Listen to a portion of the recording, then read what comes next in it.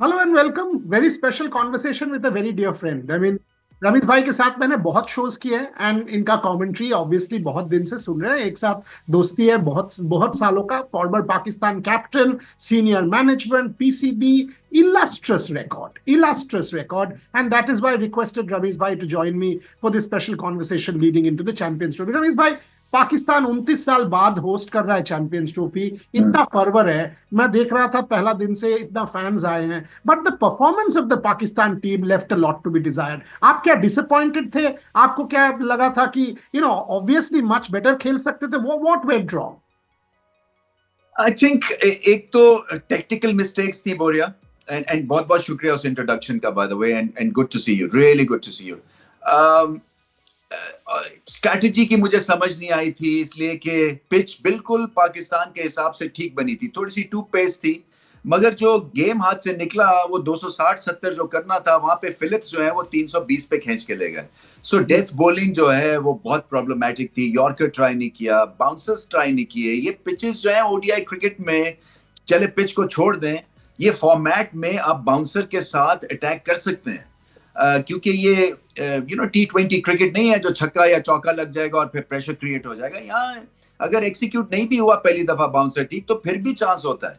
But anyway, उसके बाद batting में इंटेंट नहीं था। हमें पता है कि जो बैटिंग की पाकिस्तान ने पहले 20 ओवर्स में 44 run, I mean just not good enough. So हर जगह मार पड़ी है। और न्यूजीलैंड से जो मुझे सबसे बड़ी फ्रस्ट्रेशन थी, you played them 3 times in the last 10-15 days correct, and you lost correct. All 3 matches. So there is this problem, clear problem. और फिर इंडिकेटर्स जब हैं तो उसको एड्रेस नहीं किया गया, जिसकी वजह से मुझे फ्रस्ट्रेशन है।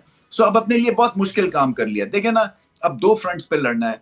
एक तो अपनी गेम को ऑलमोस्ट 50% उठाना है अगेंस्ट इंडिया, एंड दूसरा आपको वो मैच जीतना है। सो एक टीम जो कि हार गई थी पहला मैच, उसके बाद आना है और उसने 2-3 टीयर्स के ऊपर काम करना है। Can they do it?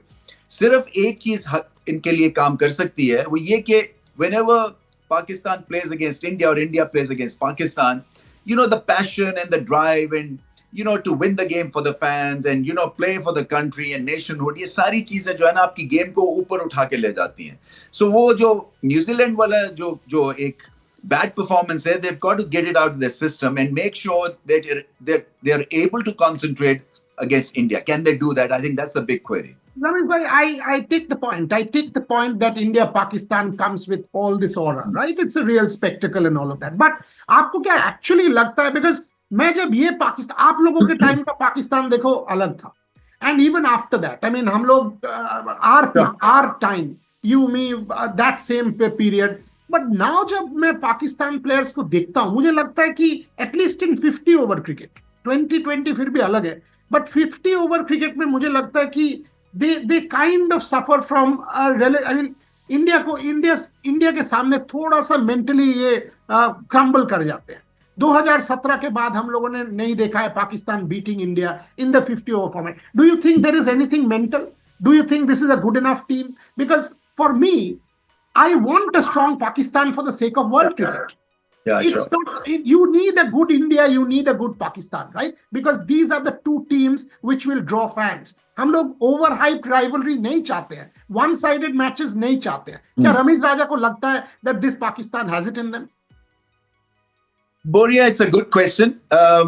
मुझे ऐसा लगता है कि हम पीछे हैं स्किल लेवल के एतबार से भारत से। मुझे ऐसे लगता है कि जैसे कि हो सकता है कोई मेंटल ब्लॉक भी हो। हालांकि when I was at the PCB we were able to beat India in Sharjah, in Dubai.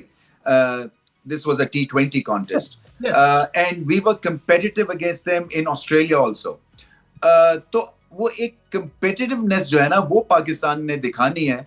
मैं समझता हूँ कि जो भारत जो है वो स्किल लेवल एंड कॉन्फिडेंस के एतबार से वो अब उस तरह से पाकिस्तान के खिलाफ नहीं खेलते जैसे हमारे दौर में खेलते थे। सो हमारा जो रिकॉर्ड था, I mean I played against India maybe 23-24 times, and I think we won about at least 15 or 16 times out of 24। So वो जो उसके बाद जो है वो टेबल्स टर्न हुए हैं और इंडिया ने बहुत मेहनत की है। एंड ये जो टॉप टियर आपको दिखता है ना किसी भी टीम का, it's a reflection of what is happening in tier 3, tier 4, tier 5, what is happening at the domestic level, your club level, your school cricket and all that. So ये लंबी एक डिस्कशन हो जाएगी, बट आई थिंक पाकिस्तान को अगर upwardly mobile रहना है तो पहले तो नीचे देखना है, और उसके बाद फिर आपको मेंटली स्ट्रांग होना है, टेक्निकली स्ट्रांग होना है. आपका पॉइंट बिल्कुल ठीक है. इस वक्त ज्यादातर लोग एज्यूम यही कर रहे हैं कि इंडिया के लिए शायद ये केक वॉक हो. मैं सिर्फ बेस कर रहा हूं, जो मेरा एक नजरिया है या मेरी एक जो थिंकिंग है, कि ये जो एक जो पॉलिटिकल एंगल है which makes India and Pakistan that much more spicy, और मेरे ख्याल से तड़का थोड़ा बहुत कहीं ना कहीं लगा होना चाहिए. That's why we're talking about this game. Otherwise तो flat होता ना. Otherwise it would have been like any other match. So मुझे ऐसा लगता है कि इसमें जो टेक्निकल एस्पेक्ट तो आता ही है, but Pakistan can probably overpower that by playing as a unit and showing a lot of passion and playing for pride and all that kind of stuff. But you're absolutely right. On paper, India are ahead of Pakistan when it comes to technical aspect of the game. You've been a former opening batsman. You've been one of a leading batsman of your time. मुझे ये बताओ बाबर आजम का हुआ क्या? I mean, Babar Azam, he has played some great knocks. Let's not be unfair to the guy. He has played some great knocks in his life. He was compared to Virat. We have said he's a great batter of our generation, this generation. But then when you chase 320 and you're scoring 50 of 85 balls or whatever it is, 60 of 90, clearly there's a mental issue. I mean, what is the problem with Babar Azam and how does Babar Azam solve this, Ramiz Raja? मुझे लगता है, and I'm just assessing Babar Azam, I've not spoken with him. दो तीन चीजें हो रही हैं. एक ऑन द फील्ड परफॉर्मेंस है और एक ऑफ द फील्ड प्रेशर है. सोशल मीडिया पे वो एक पेट फेवरेट भी है और एक पेट हेट भी है, और इस तरह से एग्जिस्ट करना ऐसे सिनेरियो में you need to be mentally very strong, because cricket will have highs and lows as we all know. So आपको लोज में अपने आप को संभालना है, और फिर थोड़ा सा ना अपने आप को मेंटली इस्टेब्लिश भी करना है. आई थिंक बाबर आजम का जो टेक्निकल एस्पेक्ट है, एक तो ये स्वीप शॉट नहीं खेलते हैं विराट कोहली की तरह. विराट कोहली भी, I mean that's the lost shot that he prefers and place. ये जो है ना, ये सीधे बल्ले से खेलने वाले हैं और फिर ये सीधी हिट्स लगाते हैं. दूसरी बात ये, मुझे कहीं ऐसा भी लगता है कि ये आउट नहीं होना चाहते हैं. इनके डीएनए में है कि I am going to get it right, and he almost every time, by the way stats हमारे पास थे बाबर आजम के, पहला 50 usually is a laborious 50 from Babar Azam. The next 50 when he gets to 100 is at a strike rate of 125. So जब इन्होंने पहला 50 किया जो कि बहुत ही स्लो था, उसके बाद 60 पे पहुंचे, तो वहां पे इनको आउट नहीं होना चाहिए था फिर, बिकॉज वो इनका टेरेन था, वो इनकी टेरिटरी थी, द नेक्स्ट 50 रन्स. सो ये भी है कि एक जो होता है ना कि असेस करना, देखे ना आपको नजर आ रहा है कि it's not working, so you got to take chances and risk. But he's not a naturally aerial hitter. वो जो है ना, वो उस तरह के नहीं है. So he's along the ground kind of a batsman. और इस वक्त मुझे ऐसा लगता है कि वो बहुत प्रेशर में है, most so by what he hears and reads on social media. Because वो जो है ना, जो खुद कह रहे हैं कि please don't call me King Babar, मुझे ऐसा लगता है कि ये कहने की जरूरत नहीं है, इसलिए कि वो आपको एक खिताब दिया है एक, तो उसके ऊपर यू कोशिश करें कि वहां पे मेंटेन करें अपने आप को. ये नहीं कि जी मुझे आप छोड़ दें, मैं वो किंग बाबर नहीं हूं and all that kind of stuff. तो ये एक तो अपने आप को मेंटली उठाने, टेक्निकल भी प्रॉब्लम्स है. आप बहुत ही इंटरेस्टिंग बात कही. अगर ये सोशल मीडिया देख के इन्फ्लुएंस्ड हो जाते हैं, बिकॉज देखो at the end of the day social media flippant और सुपरफिशियल है, आपको भी पता है, मुझे भी पता है. अगर ये प्लेयर, कोई भी प्लेयर, ये सोशल मीडिया पे जा रहे हैं and even if he is influenced to one iota, तो प्रॉब्लम है. बट शाहीन भाई, रमेश भाई, ये बताओ, बाबर का तो हो गया, शाहीन अफरीदी का क्या है? Some people are telling me that he was rushed. Some people are, because his pace has gone from 145, 146 to 135. Problem क्या है? बिकॉज शाहीन अफरीदी अगर आपका पहला 5-6 ओवर में विकेट नहीं निकालते हैं, हमने आप जो मैच के बारे में जिक्र किया, मैं उस मैच ऑब्वियसली दुबई में आप और मैं मिले थे, मैं कमेंट्री कर रहा था, आप प्रेसिडेंट थे. Shaheen Afridi destroyed India in the first couple of overs. Rohit Sharma, KL Rahul, done.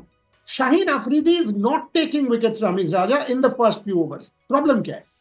Problem मुझे ऐसा लगता है देखिए मैंने उनसे खुल के बात नहीं की, but obviously after that is knee give in, मुझे नहीं आइडिया कि कितनी जल्दी इनको आना चाहिए था या नहीं आना चाहिए था, because a he was desperate to make a comeback, be the team needed him also. So उस वक्त शायद इनको पॉज लेके एंड पूरी रिकवरी करनी चाहिए थी, but as a 19-year-old kid you can understand के हाँ यार ये पैशनेट है, ये करना चाहते हैं and all that kind of, may be वो जो नी की वजह से his action has changed just a little bit, so he's not comfortable really putting a lot of pressure on that knee. That's why, you know, his action has altered just a little bit, and we know that even a 2% tweak or a 3% tweak can absolutely be devastating for you. तो वो मुझे ऐसा लगता है कि यही हो रहा है, बट ऑफ लेट पेस तो है। आई मीन पहला मैच जो खेले हैं न्यूजीलैंड पे तो 140s में कोई 8-10 बॉल किए उन्होंने, बट यू राइट कि वो जो एक मेनिसिंग एंगल है ना वो मिस है, वो दैट इन स्विंगिंग स्लांट। सो उसका मुझे आइडिया नहीं कि इस एक्शन या इस नी प्रॉब्लम के साथ क्या वो मेस अप हुआ है या नहीं हुआ है, whether he can rediscover himself and get that ball to swing. Maybe risk के साथ अब कुछ कर सकते हैं if is to develop that 2-3% new bowling action. So I think you'd be better off really asking an expert, a bowling expert, what is happening. But as far as जो मुझे इतनी बॉलिंग का थोड़ा बहुत आइडिया वो यही है कि बिकॉज वो प्रेशर नहीं ले रही है, then he has to go a little round, और फिर सारा बॉडी और शोल्डर है रादर देन कि वो पिवट करके और वो आपका ऊपर से हाथ आए और गेंद फिर स्विंग हो। दो आखिरी सवाल रमेश भाई। वन, आप दुबई में खेल रहे हो एंड जो मुझे दिखा वो पहला मैच में India Bangladesh at least second innings में बॉल ग्रिप हो रहा, स्लो लो टर्नर होगा। पाकिस्तान एक स्पिनर के साथ जा रहा है, एक। बाकी आपका खुशदिल बोलो, सलमान अली आगा बोलो, जो भी बोलो, ये पार्ट टाइमर्स हैं। क्या आपको लग रहा है Pakistan mister trick bye not including Shadab Khan? क्या Pakistan should have included one more spinner who could have 100%, because India 100% बोरिया, gone in with 5 spinners 100%।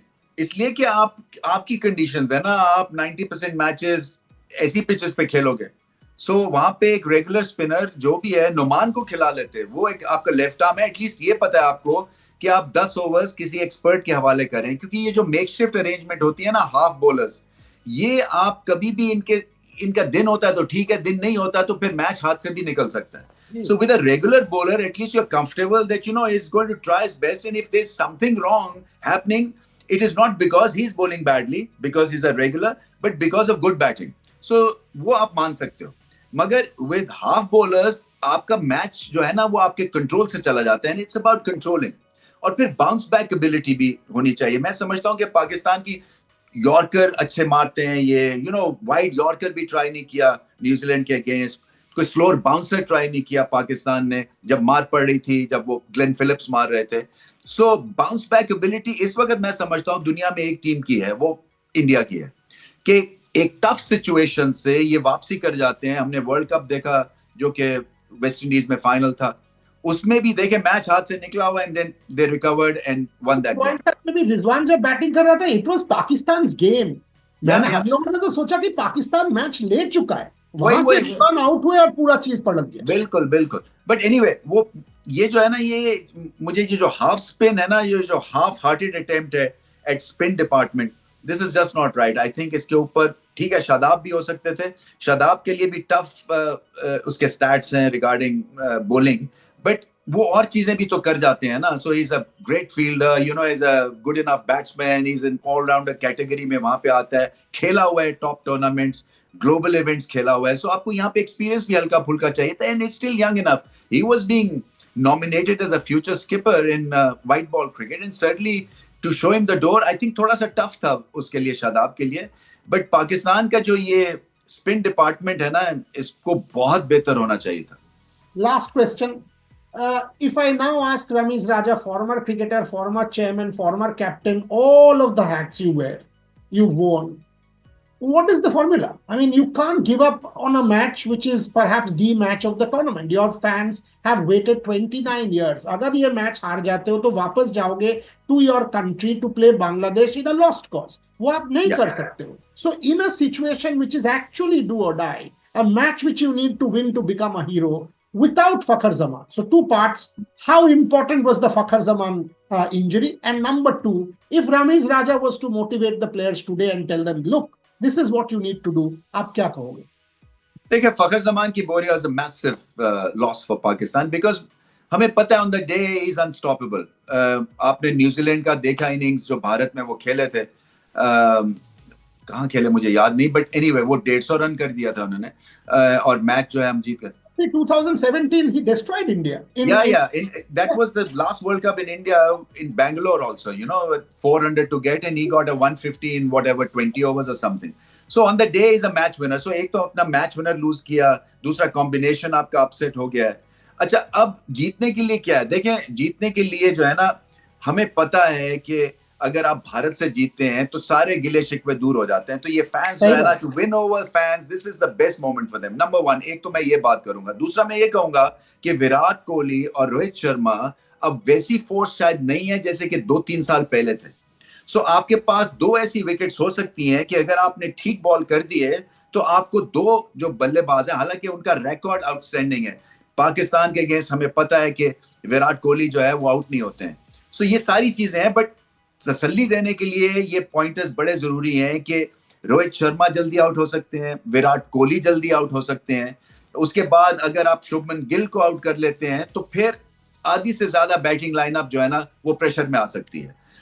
और पाकिस्तान के पास एक ही ऑप्शन है to do that, is through the bowling.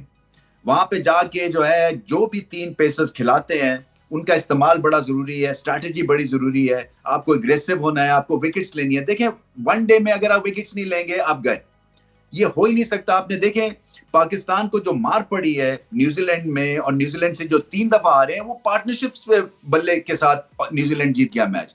नहीं हो सकता कि आप 150 की पार्टनरशिप करा दें. आज देखें अफगानिस्तान का जो मैच था, 130-40 की पार्टनरशिप, मैच खत्म हो गया वहीं पे.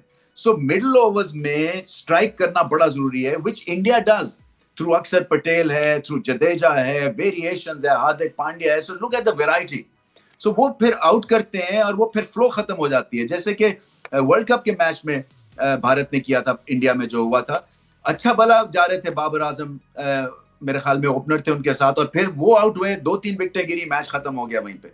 सो पाकिस्तान को यही सोचना है, विकेट्स विकेट्स विकेट्स. अगर भारत से जीतना है, अर्ली स्ट्राइक, मेक श्योर कि आप पिछला मैच अपने सिस्टम से निकालें, फील्डिंग तगड़ी करें, अपना कंसंट्रेशन रखें. 50 ओवर्स इज अ बीस्ट. अगर आपकी टीम फिट नहीं है फील्ड में तो आप एक्सपोज हो जाएंगे. सो आपको, और फिर फुल हाउस है, उसको एंजॉय करें. ये नहीं हो सकता कि आप प्रेशर में आ जाएं, क्योंकि इंडिया फेवरेट है, उनके ऊपर ज्यादा प्रेशर है. आप तो अंडरडॉग्स हैं. सो अंडरडॉग्स का जो प्रेशर नहीं होता उसमें तो आपको एक्सपेक्ट नहीं कर रहे हैं मोस्टली जो भी पंडित्स हैं या फैंस हैं कि आप जीतेंगे. सो वो एक अच्छा स्टार्टिंग पॉइंट है कि जब एक्सपेक्टेशंस नहीं है तो just go out there and do your best. Simple. That's a beautiful way to kind of say that, you're the underdog, so go enjoy. But I'm saying 70-30 or 80-20 as far as this game in favor of India. Am I right? Or you think no, 50-50? I mean, they are the favorites. I don't know. I mean, Boria, I mean, अगर ये statistical based हो ना competition और ये contest, तो बड़ा ही आसान काम है. बट ये जो है ना, यहाँ पे 10,000 और चीजें लड़ती हैं. यहाँ पे फैंस की उमंगे हैं. यहाँ पे उस दिन है किसी का गला खराब हो गया, किसी की फॉर्म चली गई, सडनली ब्रिलियंट कैच हो गया, एक रन आउट हो गया, एक bad call from the umpire हो गई. यू नेवर कैन टेल क्या सिचुएशन बनती है. सो वो जो है ना, ये इतना भी स्ट्रेट फॉरवर्ड नहीं. अगर ऐसी क्रिकेट हो तो फिर हम कमेंटेटर्स का कोई काम नहीं है अगर स्टैटिस्टिकल बेस्ड डेटा के ऊपर जीतना और हारना है. Fact, because what do they know of cricket who only cricket know, as CLR James had said. And India-Pakistan is different. India-Pakistan is like the classic. And this is the platform for anyone to be a hero. If Salman Ali Aga gets 100, he's the next hit. Sahin comes back with 5 wickets. We'll see what happens. But as far as I'm concerned, absolute pleasure. Pleasure to speak to you. Thank you, Boria. Nice to see you. You look dapper, so keep going, and I need to learn that trick from you. Thank you very much for your time. Thank you, Boria. Take care. Bye.